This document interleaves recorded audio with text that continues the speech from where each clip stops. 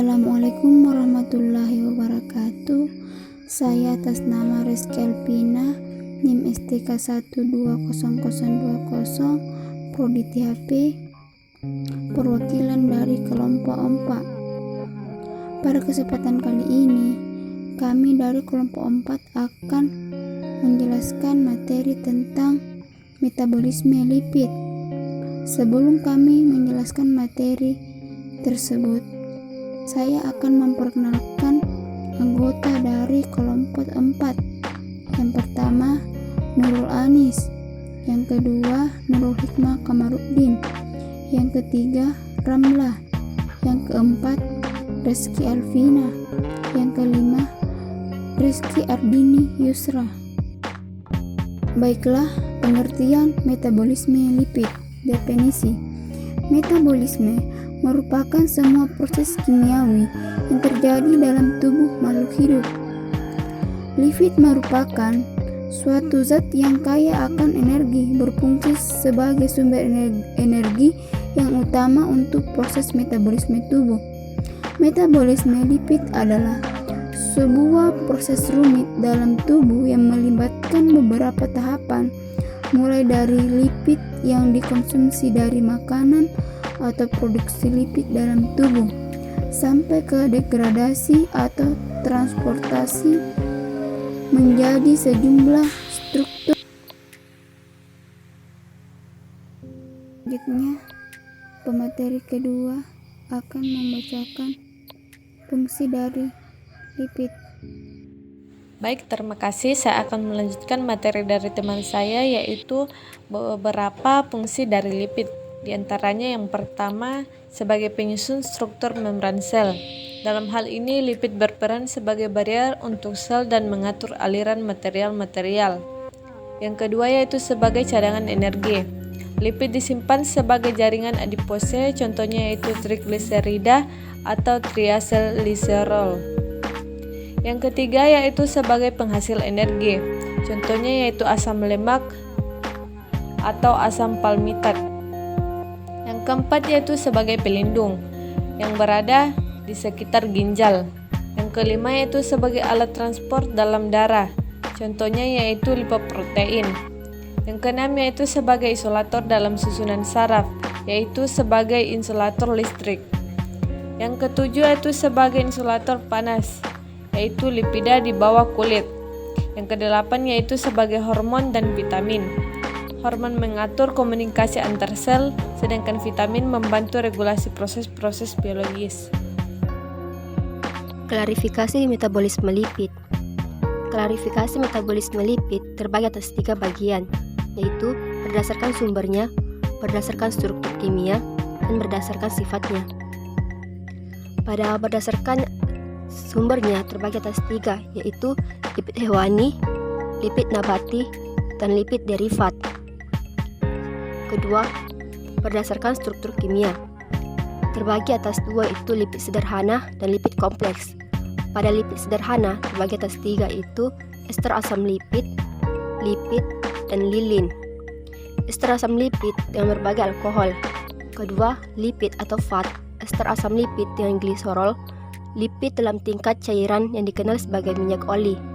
Yang ketiga, lilin atau wakes, ester asam lipid dengan alkohol monohidrat yang mempunyai berat molekul lebih berat. Kedua, lipid kompleks, ester asam lipid yang mengandung gugus tambahan selain alkohol dan asam lipid kombinasi lipid dengan molekul lain. Lipid kompleks yang penting yaitu 1. Fosfolipid yang mengandung suatu residu asam fosfor selain asam lipid dan alkohol. 2. Glifolipid, lipid yang mengandung asam lipid, sfigosin, dan karbohidrat. Ketiga, lipid kompleks lain, lipid seperti sulfolipid dan iamonolipid. Isofolipid juga dapat dimasukkan ke dalam kelompok ini. Ketiga, berdasarkan sifatnya. Berdasarkan sifatnya terbagi atas 2, yaitu sifat fisika dan sifat kimia. Pada sifat fisika, dalam suhu kamar atau zat cair, sedangkan pada hewan berbentuk zat padat. Kedua, mengandung asam lipid jenuh, memiliki titik lebur yang tinggi. Namun, yang mengandung asam lipid tak jenuh memiliki titik lebur yang rendah.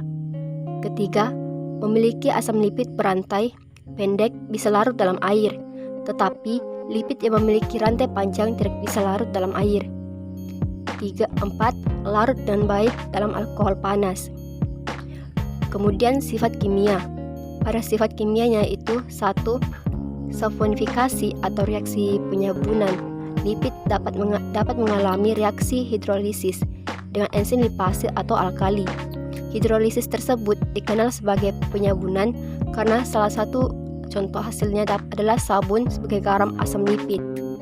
Kedua, halogenasi, yaitu asam lipid yang tak jenuh dalam mengisi halogen melalui ikatan rangkaian lipid sebagai dengan jumlah ikatan rangkap pada asam lipid. Ketiga, hidrogenasi dapat berubah dari bentuk yang cair menjadi padat. Cara pengerasan. Lipid berdasarkan sumbernya. Lipid berdasarkan sumbernya terbagi atas 3, yaitu lipid hewani, lipid nabati, dan lipid derivat. Pada lipid hewani. Lipid hewani didapatkan dari hewan yang memiliki kandungan lipid jenuh seperti pada daging ayam, sapi, kambing, keju, mentega, dan produk olahan susu. Jika dikonsumsi berlebihan, menyebabkan kadar LDL atau low density lipoprotein atau kolesterol jahat menjadi semakin meningkat. Kedua, lipid nabati. Lipid nabati bersumber dari tanaman atau tumbuhan yang berbentuk minyak. Lipid nabati cukup baik bagi tubuh, tetapi ada yang mengandung lipid jenuh, minyak kelapa sawit. Bila dikonsumsi berlebihan, meningkatkan risiko terkena penyakit jantung.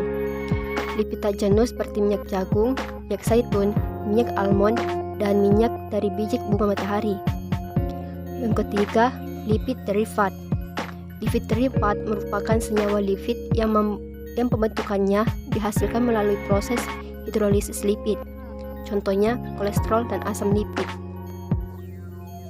Berdasarkan struktur kimia, bagian pertama yaitu lipid sederhana. Lipid sederhana terbagi dari 3, yaitu yang pertama ester asam lipid dengan berbagai alkohol. Yang kedua, lipid atau fat, ester asam lipid dengan gliserol. Lipid dalam tiga cairan dikenal sebagai minyak oli. Yang ketiga, lilin atau wakes, ester asam lipid dengan alkohol monohidrat yang mempunyai berat molekul lebih besar. Yang kedua, lipid kompleks. Lipid kompleks terdiri dari 2 bagian. Yang pertama, ester asam lipid yang mengandung gugus tambahan selain alkohol dan asam lipid atau kombinasi lipid dengan molekul lain. Yang kedua, lipid kompleks yang penting yang antara lain. Yang pertama, fosfolipid, yaitu lipid yang mengandung suatu residu asam fosfor selain asam lipid dan alkohol. Yang kedua, glikolipid atau glikosfinolgolipid, itu lipid yang mengandung asam lipid, sphingosine, dan karbohidrat. Yang ketiga yaitu lipid kompleks lain, lipid seperti sulfolipid dan aminolipid. Lipoprotein juga dapat dimasukkan ke dalam kelompok ini. Berdasarkan sifatnya ada 2, yaitu sifat fisika dan sifat kimia. Sifat fisika ada 4, yaitu dalam suhu kamar zat cair, sedangkan pada hewan berbentuk zat padat. Yang kedua, mengandung asam lipid jenuh memiliki titik lebur yang tinggi. Namun yang mengandung asam lipid tak jenuh memiliki titik lebur yang rendah. Yang ketiga, memiliki asam lipid berantai pendek bisa larut dalam air, tapi lipid yang memiliki rantai panjang tidak bisa larut dalam air. Yang keempat, larut dengan baik dalam alkohol panas. Selanjutnya, sifat kimia.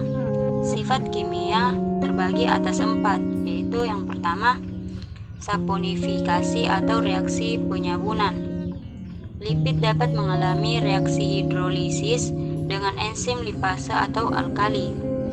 Hidrolisis tersebut dikenal sebagai penyabunan karena salah satu contoh hasilnya adalah sabun sebagai garam asam lipid. kedua, halogenasi. Asam lipid tak jenuh dalam mengadisi halogen melalui ikatan rangkapnya. Lipid sebanding dengan jumlah ikatan rangkap pada asam lipidnya. Dan yang terakhir yaitu hidrogenasi. Dapat berubah dari bentuknya yang cair menjadi padat. Caranya yaitu penyerapan. Baiklah,